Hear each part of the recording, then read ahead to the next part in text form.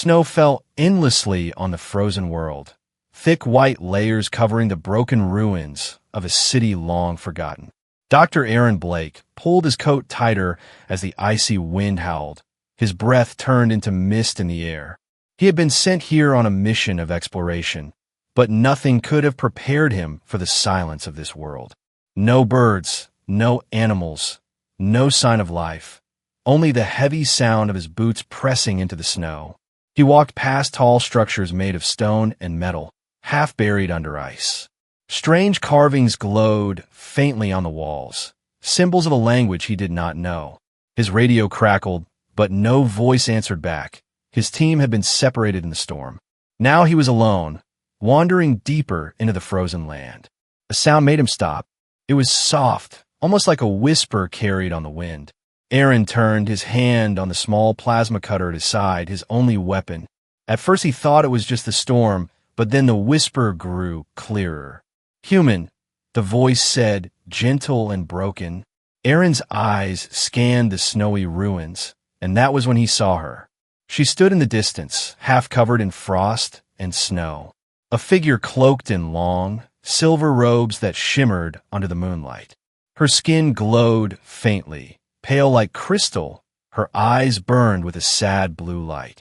She did not look human, yet there was something human in her posture, in the way her head bowed.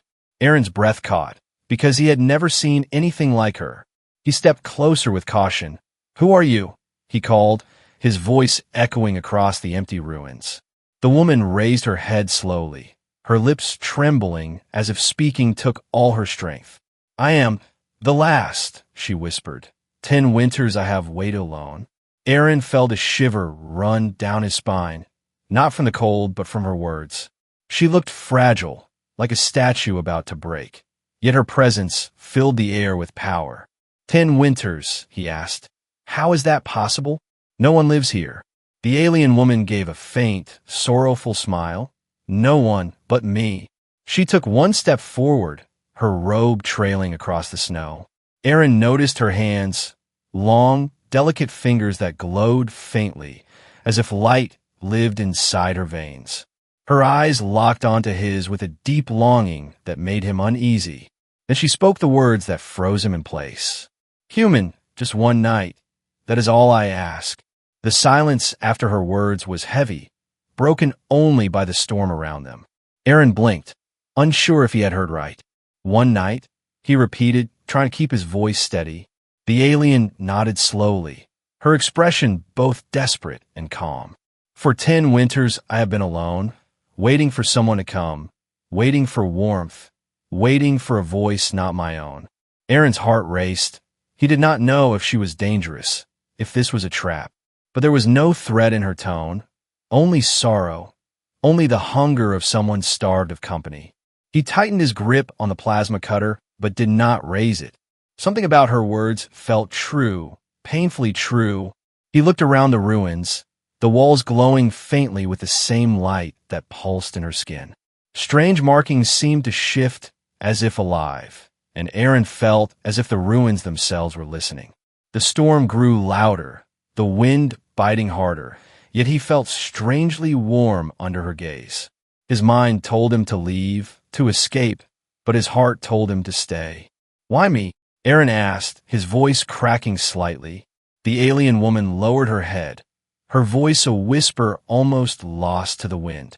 "Because you came, because you are here, and because I cannot bear another winter alone." Her words sank deep into Aaron's chest. He had spent years as an explorer, traveling across worlds, always chasing missions, always chasing knowledge. But never had anyone looked at him with such raw need, such pure desperation. It was not a trap, it was not a trick. This was the loneliness of a soul left in silence for too long. For the first time in 10 winters, she had someone to speak to, and she begged for only one night. Aaron felt his throat tighten as he watched her take another step forward, her glowing eyes filled with quiet tears. He did not know what awaited him if he said yes, but he knew one thing. This night would not be ordinary. It was the beginning of something that would change both of them forever. The storm howled around the ruins, but inside the broken walls there was a strange stillness. Aaron followed the alien woman as she moved deeper into the shadows of the ancient city, her silver robes dragging across the frozen stone. She moved slowly, as though each step carried the weight of centuries. Yet there was grace in her movement, a quiet dignity. Aaron kept his plasma cutter close, but his hand no longer trembled with fear. Instead, he felt curiosity, a pull he could not explain. They entered what seemed like a hall. Tall pillars covered in glowing runes stretched toward the sky, their light flickering like dying embers. The alien stopped and touched one of the carvings with her hand. The stone glowed brighter, almost as if it responded to her. "This was once our home," she whispered, her voice soft. "A city of songs and fire, a place where the stars listened to us." Her eyes dimmed as she lowered her hand. "Now, it is a grave." Aaron's breath formed mist in the air. He studied her carefully. "You said 10 winters you have been here alone all this time?" The alien nodded slowly. "Yes, alone since the end." She turned her face toward him, and for a moment he saw the weight of endless nights in her glowing eyes. Her loneliness was not ordinary. It was something that had burned itself into her soul. She raised her hand toward the roofless sky where snow fell endlessly. "My people lived for thousands of years," she said, "but war came, and then the plague. One by one they fell, and I remained." Her voice broke slightly, the sound of someone who had spoken these words many times to herself, but never to another being. "I was chosen to carry the last light of my kind, a task that chained me here, while everyone I loved faded into dust." Aaron felt a heaviness in his chest. He had seen ruins before, abandoned colonies, destroyed outposts, but never had he stood before someone who carried the memory of an entire world alone. Her beauty was not only in her glowing skin or her shimmering robe, but in the sorrow that shaped every word, every breath. 10 winters she had stood here, watching the storms rise and fall, hearing only her own footsteps echo in the empty halls. He stepped closer. Why wait? Why stay here when you could have left? The alien smiled sadly. "Because I cannot. My soul is bound to this place, to these ruins, until the chain is broken." Aaron frowned, his eyes moving across the glowing runes. "A chain? What kind of chain?" Her eyes met his, and for a moment he felt the full weight of her sadness, the kind forged not of iron, but of memory and duty. "I was cursed with life when all others were given death. My people believe someone must guard the last of our history, and so I remain." Aaron's hands tightened into fists. He could not imagine such a fate. He thought of the years he had spent traveling through the stars, the moments of silence between missions when loneliness crept in, but his loneliness was nothing compared to this. Hers was an endless silence, a punishment that had no end. Yet there was something more in her voice, something she had not yet revealed. The woman moved closer, and Aaron noticed her glowing eyes soften. "You ask why I beg for one night," she said gently. "It is because no voice has touched these walls for 10 winters, no warmth has sat beside me, no hand has reached for mine. I have lived in silence, and silence is a crueler death than any blade." Her words sank into him, and Aaron felt the storm outside fade from his thoughts, replaced by the echo of her loneliness. Still, suspicion lingered in his mind. Why him? Why now? Was it truly only loneliness, or something deeper, something hidden behind her sorrow? His instincts as an explorer told him there was always more beneath the surface, and her eyes, though filled with sadness, also held secrets. The runes on the walls pulsed faintly as if listening, as if feeding on the words spoken between them. Aaron decided to test her. "If I give you this night, if I stay, what happens when the sun rises again?" The alien lowered her gaze, her lips trembling.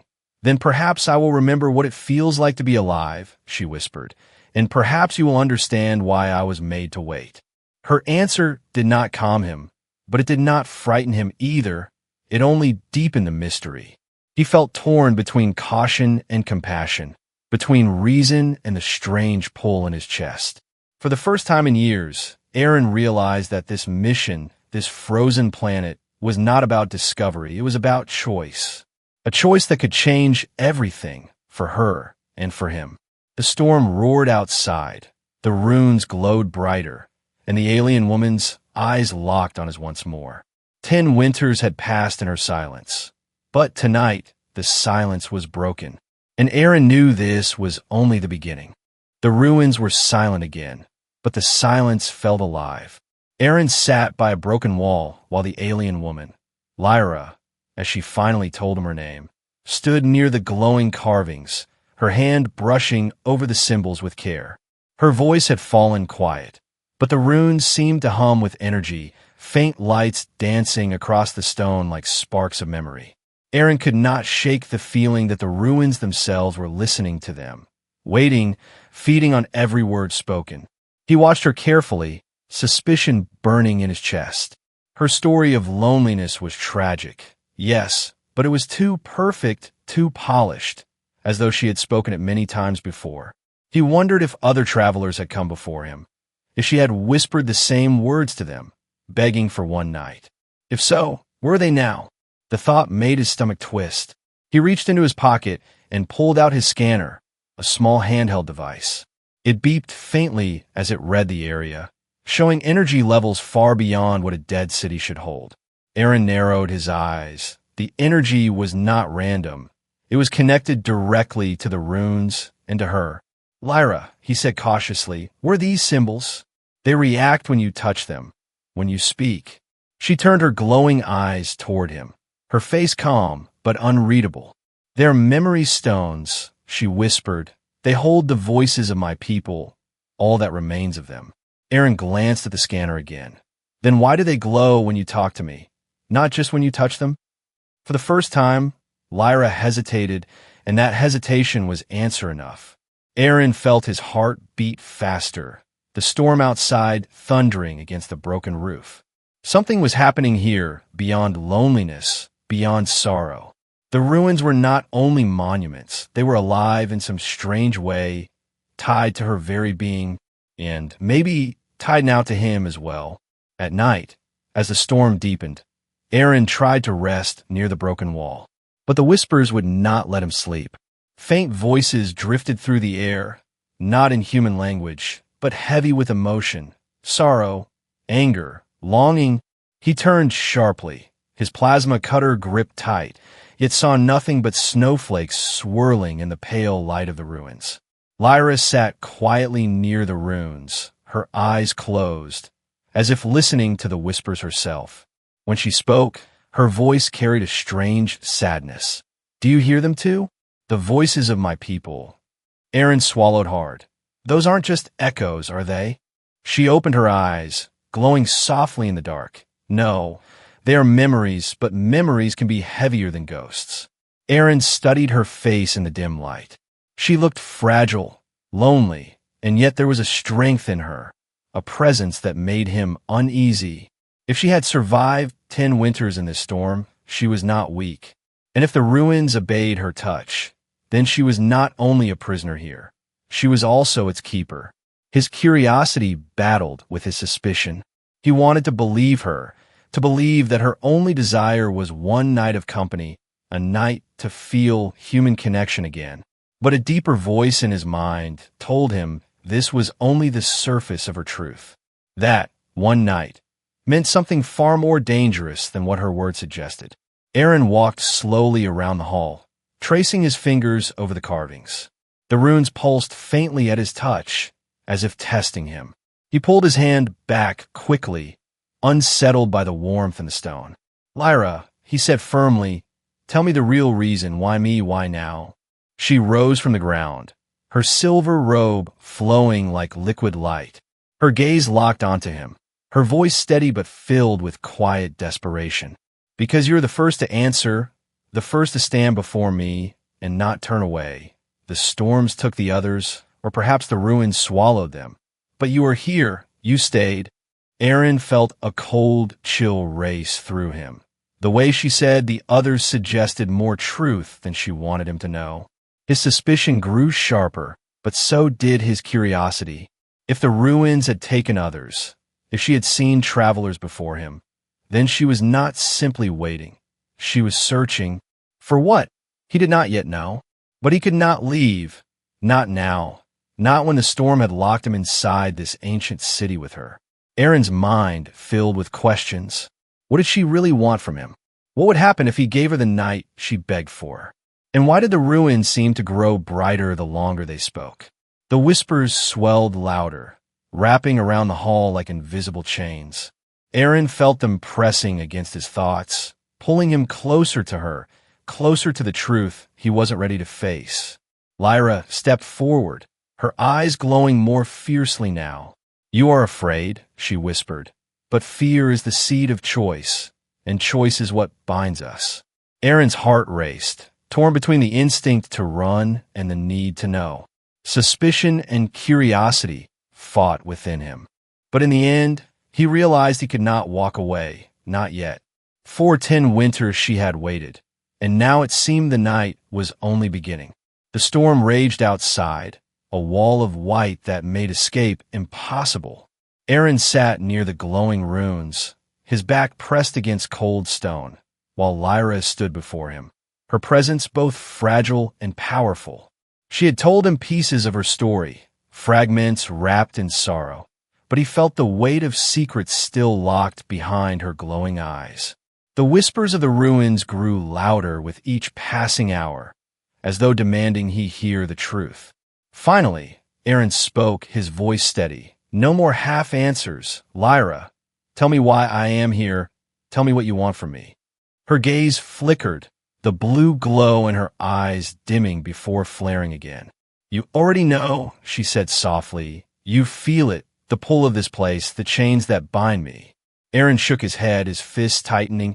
"I feel something, yes, but I don't understand it. I need the truth." Lyra stepped closer, her robe sweeping across the icy floor. When she spoke, her words carried a weight that pressed against the air. "My people feared the silence of death. So they created the stones, they poured memory, soul, and fire into them, a way to keep our voices alive." Her hand brushed the carvings and the runes blazed with sudden light, whispers filling the hall like 1,000 voices. Aaron covered his ears, but the sound was inside his mind, endless voices crying, pleading, remembering. Lyra lowered her hand, and the light dimmed, her voice trembling. "They chose me to be the vessel, the one who would carry all those voices, all that memory, until another soul came to share the burden." Aaron's stomach tightened. Share the burden? What does that mean? Her eyes met his, glowing brighter now. "It means if you give me the night I ask for, the chains will break, the voices will be free, and I will no longer stand alone." Aaron's throat went dry. "And what happens to me?" The silence that followed was heavy. Lyra's lips parted, but she hesitated, as if the words themselves carried pain. Finally, she whispered, "The voices will bind to you too. Your soul will carry their weight. You will not be the same when the sun rises." Aaron pushed himself to his feet, his heart pounding. "So it's not just company you want. It's a ritual, it's a bond." Lyra flinched at the sharpness in his tone, but she did not deny it. Her voice grew softer, almost pleading. "You see it as a trap, but it is not. It is a chance for life for both of us, for them." She gestured to the runes, their faint light pulsing like a heartbeat. "Without you, they remain trapped. I remain trapped 10 more winters, and then 10 more after that." Aaron turned away, running his hand over his face, the storm outside crashing like a warning. His instincts screamed at him to refuse, to fight his way out once the weather cleared. But another voice inside whispered something else. He thought of Lyra's loneliness, of the endless silence she endured. He thought of the voices, crying inside the stone, begging for release. But he also thought of himself, of what it would mean to carry those voices. He was only human, a single man, his life already filled with shadows of his own regrets. Could he carry the weight of an entire civilization? Would he even survive it? Lyra stepped closer, her glowing hand reaching toward him but stopping just short of his chest. "You asked why you," she said softly. because your heart still listens, because you still feel compassion. Most who come here are too afraid, too hard, too cold, are different. Aaron stared at her hand, glowing faintly in the dim light. Her words struck him in a place he tried to guard, a place that longed for meaning beyond exploration and missions. Still, doubt twisted inside him. "If I say no," he asked quietly. Her eyes darkened with sorrow. "Then I remain, bound for another 10 winters, and perhaps forever, until the stones themselves turn to dust, and the voices fade into silence, and I fade with them." The hall trembled as if echoing her pain, dust falling from the broken roof, the runes pulsing harder. Aaron realized the ruins were not just a prison. They were alive, connected to her, and maybe to him now as well. The choice pressed against him like the weight of the storm itself. Freedom for her and her people, or freedom for himself. Lyra's voice broke the silence, soft and fragile. "I do not command you, Aaron Blake. I only ask just one night, a night to break the chains, to end the silence, to bring life where only death has stayed." Her glowing eyes filled with quiet tears, and for the first time since he met her, she did not look like a powerful guardian. She looked like a woman on the edge of breaking. Aaron's chest tightened, torn between fear and compassion. The truth was out now, laid bare like the storm outside. One night could change everything. For her, for him, for the voices in the stone. But it could also consume him, leaving behind nothing of the man who stepped onto this frozen world. The storm howled louder, the ruins glowed brighter, and Aaron knew the choice was closing in on him. The hidden truth had been revealed, but the real test was yet to come. The night deepened, and with it the storm outside grew furious. Wind screamed through the ruins, snow slammed against the broken walls, and the sky flashed with strange blue lightning. Aaron stood near the shattered doorway, watching the storm twist like a living thing. He had seen storms on many worlds, but this one was different. It felt alive, as if it carried purpose, as if it was part of the ruins themselves. Behind him, Lyra sat on the frozen floor, her body trembling as though the storm drained her strength.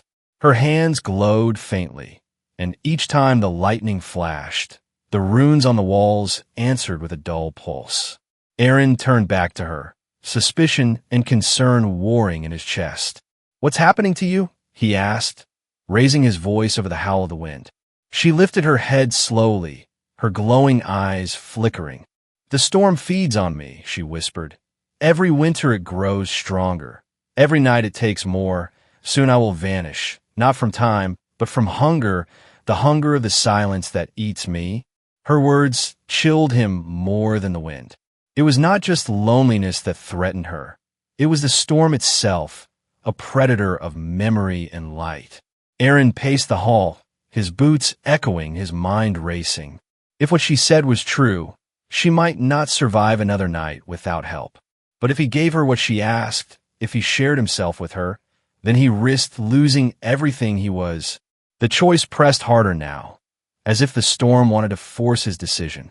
The walls shook, snow poured through cracks, and the whispers rose louder, voices wrapping around Aaron's head like chains. He pressed his palms to his ears, but the sound came from within. They were calling to him, pleading, begging, demanding. He stumbled back, his scanner slipping from his hand, its screen sparking under the weight of the strange energy. Lyra's voice broke through the chaos, soft but urgent. "They know you are here. They feel you. They reach for you. The voices see hope in you." Aaron gritted his teeth. "And if I refuse?" Her gaze dropped to the floor, sorrow heavy in her voice. "Then I fade, and the voices fade with me, the last of my kind lost to the storm." The hall groaned as if alive, stone cracking under the weight of the storm. Aaron felt his chest tighten, his instincts screaming for him to survive, to wait out the storm and leave when the sky cleared. But his heart whispered something different, a whisper that sounded dangerously close to hers. He looked at her again, her fragile frame shaking, her robe heavy with frost, her eyes glowing weakly as if they were candles about to die. Aaron clenched his fists, fighting the war inside himself. He had spent his life chasing discoveries, unearthing ruins, cataloging data for governments and corporations. But what had any of it mattered? If he turned away now from someone begging for one night of humanity, one night of connection? Still, fear clawed at him. Fear of losing himself, fear of being consumed by the very ruins that seemed to breathe with her heartbeat. A thunderclap split the sky. The runes blazed brighter than ever before, and Aaron felt the floor vibrate beneath his boots. Lyra cried out, clutching her chest, her glow flickering violently. Aaron rushed to her side, kneeling beside her. "What's happening?" Her voice was faint, her breath shallow. "The storm knows the truth now. It knows you hesitate. It will not wait much longer." He placed his hand on her shoulder without thinking, and the moment he touched her, warmth spread through him. The whispers silenced for a heartbeat. The runes pulsed gently, and her trembling eased. She looked at him, tears shimmering in her glowing eyes. "You see? Even a touch breaks the silence. Even a moment gives strength." Aaron pulled his hand back quickly, shaken by the sudden surge of warmth. It had felt too real, too powerful, like the ruins themselves had touched him in return. Snow blasted through the open cracks, the storm forcing its way in. Aaron stood and looked out at the raging world, his thoughts spinning like the snow. If he stayed with her through this night, he might survive, but he might lose himself. If he refused, she would be gone by dawn, leaving behind only ruins and whispers. The storm's roar filled the air, but beneath it Aaron heard his own heartbeat, steady and human. He turned back to Lyra, her body weak, her eyes fixed on him with desperate hope. For the first time since he landed on this frozen world, Aaron realized he was no longer just an explorer. He was the decision. He was the answer. He was the choice the ruins had been waiting for. The storm pressed harder. The ruins glowed brighter, and Aaron knew he could not delay much longer. Lyra's plea echoed in his mind, the words that had begun this night. Just one night, human. And as the storm screamed around them, Aaron realized dawn would bring either freedom or the end. The storm outside did not weaken. It roared like a beast hungry for what waited inside the ruins. Lightning split the sky again and again, and every strike made the runes blaze brighter.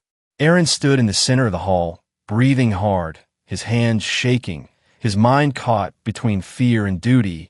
Lyra sat against the wall, her body frail, her glow fading with each passing moment. The whispers filled the air once more, louder now, a chorus of countless voices. They called to him not with words, but with feelings, sorrow, hope, desperation. Aaron felt the weight of them pressing against his chest, pushing into his mind. He stumbled forward, gripping a pillar to steady himself, sweat freezing on his brow. "Make your choice," Lyra whispered weakly, her voice barely rising above the howl of the storm. Aaron turned toward her, his face pale. "You asked me for one night, but it's not just a night, is it? It's forever." Her glowing eyes met his, shimmering with quiet tears. "It is forever. Yes, but not as you fear. It is forever as memory, as bond. You will not lose yourself. You will become more." Aaron's jaw clenched. "Or I will become nothing but a vessel for voices that are not mine." Lyra pushed herself to her feet, trembling, her robe heavy with frost. "You think of it as a prison," she said, her voice breaking. "But it is freedom, freedom for me, freedom for them, freedom for you, because you will no longer walk alone in the silence of the stars." Her words struck deep, because she had touched the truth of him. Aaron had always been alone, drifting from one mission to another, never staying, never belonging. And now here was someone offering a bond that would never break. The hall trembled under the weight of the storm, snow falling in heavy sheets through the shattered roof. The runes pulsed like a beating heart, faster and faster, as if urging the decision. Aaron's thoughts twisted, torn between the instinct to survive and the pull to give in. He saw Lyra's face, her glow dimming, her form flickering as if she were fading into the storm itself. If he refused, she would die, the ruins would collapse, the voices would vanish, and he would walk away alive. But he would also carry the silence of this night forever. If he accepted, he did not know what would happen, but the fire in her eyes told him it would not be death, it would be change. He closed his eyes, the storm's roar filling his ears, his heart pounding in his chest like a drum of war. Slowly, Aaron stepped toward her, each movement heavy as if chains dragged at his legs. Lyra's breath caught, her eyes widening with fragile hope. He reached her, standing just a step away, the warmth of her glow brushing against his skin. For a long moment, they stared at each other, silence falling heavy between them. Aaron raised his hand, his fingers trembling. "If I do this," he said softly, "then there's no turning back." Lyra nodded slowly, tears glowing on her cheeks. "There was never any turning back. Not for me. Not for you. But at least this way, we walk forward together." His hand touched hers, and in that instant the world changed. Heat surged through his body, fire and ice mixing until he gasped for breath. The runes exploded with light. The whispers turned into a song, thousands of voices rising together. The storm outside screamed, but its sound was drowned by the voices inside. Aaron felt memories flood into him. Images of stars he had never seen, battles fought long before his birth, laughter of children who no longer lived, tears of lovers parted by war. Each memory cut into him, heavy and sharp, but also filled him with light. He cried out, falling to his knees, his hands still locked with Lyra's. Her glow grew stronger, her form solid again, her voice ringing in his mind. "You are not alone, not anymore." The storm battered the ruins, but the walls held firm, the runes pulsing with new life. Aaron gasped, struggling under the weight of countless voices, but he felt something else too. Strength, warmth, connection. Lyra knelt beside him, her glowing hand on his chest, steadying him. "Breathe. Aaron, let them settle. Let them become part of you."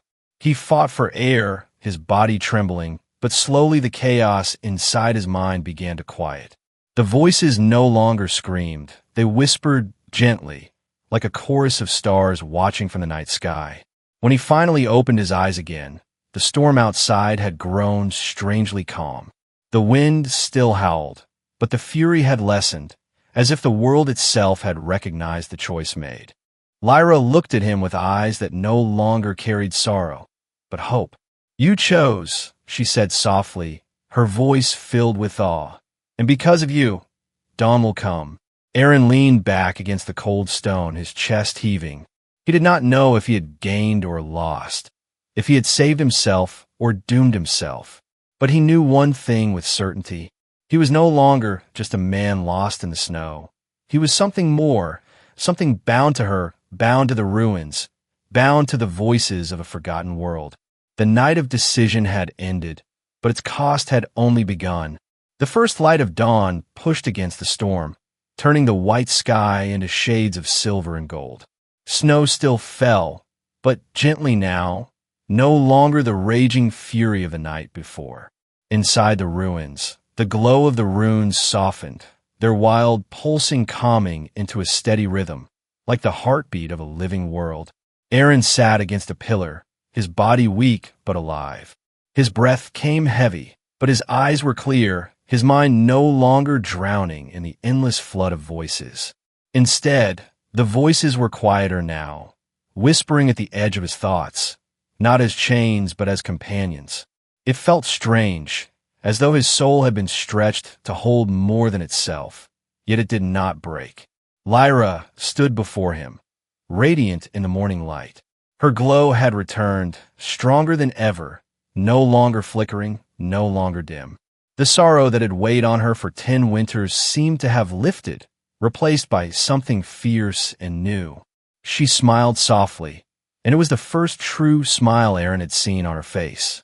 "You did not vanish," she said, her voice filled with wonder. "You endured, and because of you, I am free." Aaron let out a shaky laugh, though his chest still ached. I'm not sure I'd call this freedom. My head feels like 1,000 stars are trying to talk at once. Lyra knelt beside him, her glowing hand brushing his arm, and the whispers quieted. They are with you, yes, but they will not crush you. They will guide you. They are memory, not chains. He looked at her closely, his suspicion not gone but weaker now. She no longer seemed like a prisoner of the ruins, nor a lonely ghost begging for warmth. She was something more, something reborn, and he realized he had helped make it happen. Whether it was salvation or curse, he did not yet know. The storm outside broke further, rays of sunlight falling across the ruins. The snow sparkled like crystal, the runes glowing in harmony with the dawn. Aaron felt warmth spread through his chest. Not his own, but the shared bond, the weight of countless voices finding peace at last. For the first time since he set foot on this frozen world, it did not feel like a tomb, it felt alive. Lyra rose to her feet, her robe flowing like liquid silver. She extended her hand toward Aaron. Come, human, no, not just human anymore. You carry more than yourself now. You are a bridge between what was and what is to come. Aaron stared at her hand, hesitating, then slowly took it. When he stood, strength returned to his legs, not entirely his own, but borrowed from the voices within him. As they walked toward the shattered archway, Aaron looked out at the frozen horizon. The world that had once been silent now seemed to breathe, the whispers moving like wind across the snow. Is this the end? He asked softly. Lyra shook her head, her glowing eyes fixed on the horizon. No, Aaron Blake, this is the beginning. The voices are free, but they're also part of you. They will guide you, they will test you, they will change you. He frowned slightly. And what about you? Lyra turned to him, her smile faint but filled with quiet strength. I am no longer bound, but I am not leaving you. Our bond is not chains, it is choice, and I choose to walk beside you. Her words stirred something inside him, something warmer than the storm's fire. For the first time in years, Aaron felt he was not alone, not just as a man, but as something greater. The ruins behind them glowed brighter one last time, then dimmed, their voices finally at peace. The storm had ended, but its mark remained in the snow, deep scars carved into the land as a reminder.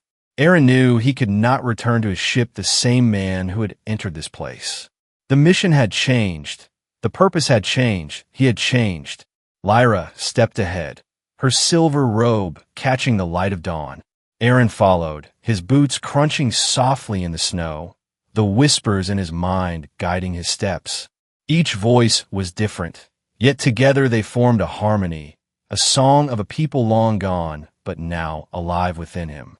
He realized that he was no longer just Aaron Blake, explorer of dead worlds. He was the living memory of civilization, the bridge between human and alien, between silence and song. As the sun rose higher, the frozen world shimmered with light. Aaron and Lyra walked side by side, their shadows stretching long across the snow. And though the storm had ended, Aaron knew a new one waited ahead, not of ice and wind, but of fate and destiny. Yet for the first time, he did not fear it, because he was no longer alone.